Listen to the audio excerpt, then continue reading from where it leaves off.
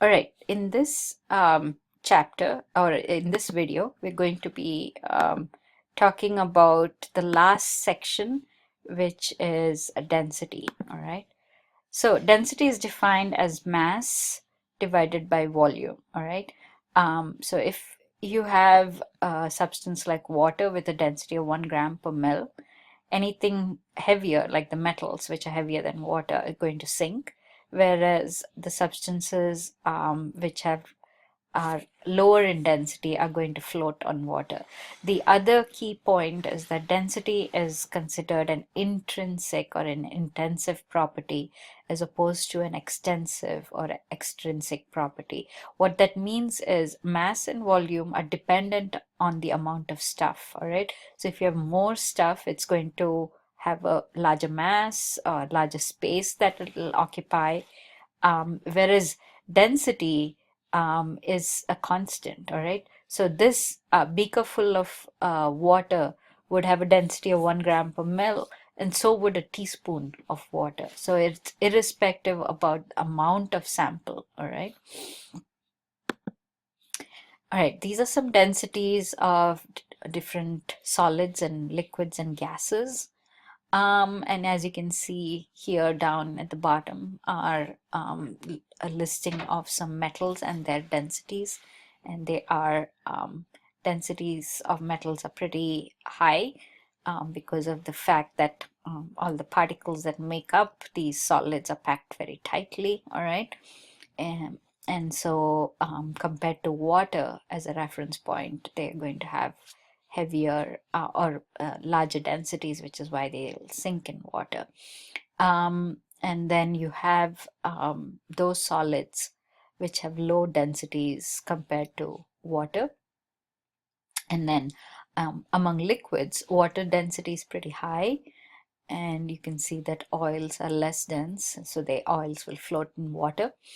And then you have gases, and gases tend to have the lowest density because of the fact that gas particles are so spread out, all right, and they're so tiny, and therefore, because of that fact, gas volumes are measured in liters, because essentially you're measuring the volume of the container when you are talking about the volume of a gas.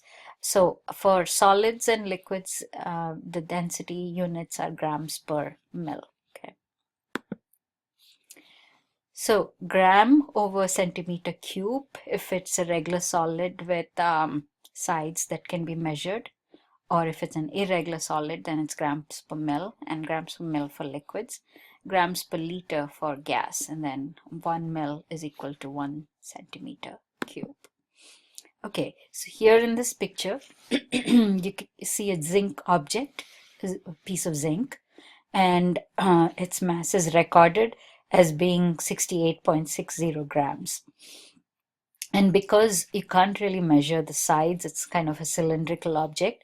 The best way to determine its volume is by water displacement. So you take some water in a graduated cylinder and you add some dye so that it's more, you're able to get a better visual picture. And so its initial volume is 35.5, and once you submerge the zinc in this, the volume rises to 45 mil. So that difference in volume is the volume of zinc, all right? So 45 minus the 35.5, which is 9.5 mil, all right? So 9.5 mil is the volume of zinc. Its mass is 68.60. So you take the mass divided by 9.5 and you should get the density, all right? So 2 sig fix 7.2 grams per centimeter cube. Now, the density of this little piece of zinc is the same as a larger piece of zinc, or a very tiny speck of zinc, all right? So density is something that is a constant. It's one way to identify a substance, okay? All right, another water displacement problem here, a study check problem. So you're taking a metal and submerging it in water, which was at 25 mil. to begin with, and then the level rose up to 33 mil. So 33 minus 25, and that's 8. And the mass of this metal is 48. So 48 divided by 8, so 6 grams per mil would be the density of this metal. All right. So that's the volume, 8, and then mass by volume gives you 6 grams per mil, the density of this metal piece. All right. All right. Problem solving with density is the same as problem solving with any kind of problem that involves conversions from units, one unit to another. All right. So you look at all your given quantities, write out your plan as to how you get from point A to point B, write down all your equalities, conversion factors, and then set up the problem so that those units that need to get cancelled will, and that you will end up in the desired unit. Okay. All right. So here the problem says there's 2 teaspoons of cough syrup that John took. If the syrup had a density of 1.2 gram per mil and there's 5 mil in a teaspoon, what is the mass in grams of the cough syrup? All right. So 1 teaspoon is 5 mil. So 2 teaspoons would be 10. There's 1.2 grams per mil. All right. So 10 mils would be 10 times 1.2.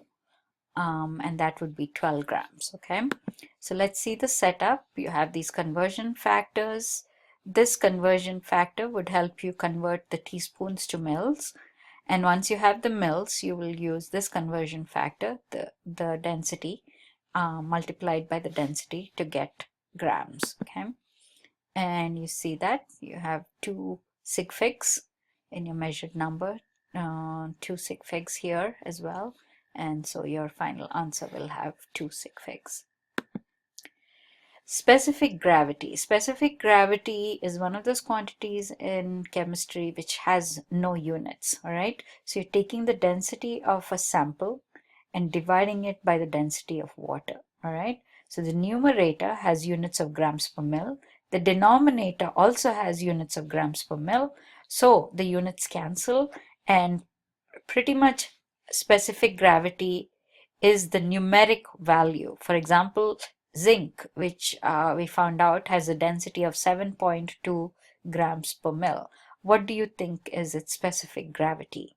Okay, so it would have 7.2 grams per mil here on the numerator, 1 gram per mil on the denominator. The grams per mil, the units are cancelling. 7.2 divided by 1 is 7.2. So essentially, if you have the density of any substance, just the numeric value is its specific gravity. Okay. All right.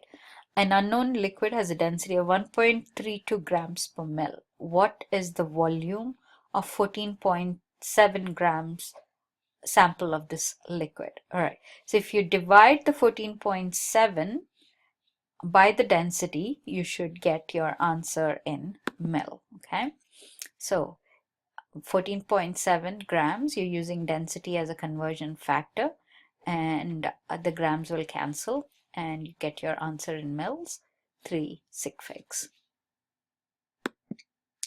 All right, so an antibiotic dosage of 500 milligrams is ordered. Okay, let me bring my calculator in. Okay, oops. Okay, so if the antibiotic is supplied in liquid form as 250 milligrams in 5 mils, the number of mils given is blank. All right, so it's in every 5 mils, it's 250 milligrams. Okay, so what would be the setup like? You would take the 500, which is what you're going to convert, into mils. So therefore, you have to multiply it by the 5 mils and then divide it by the 250. Okay, so 10. Okay, so 10 mils is the answer.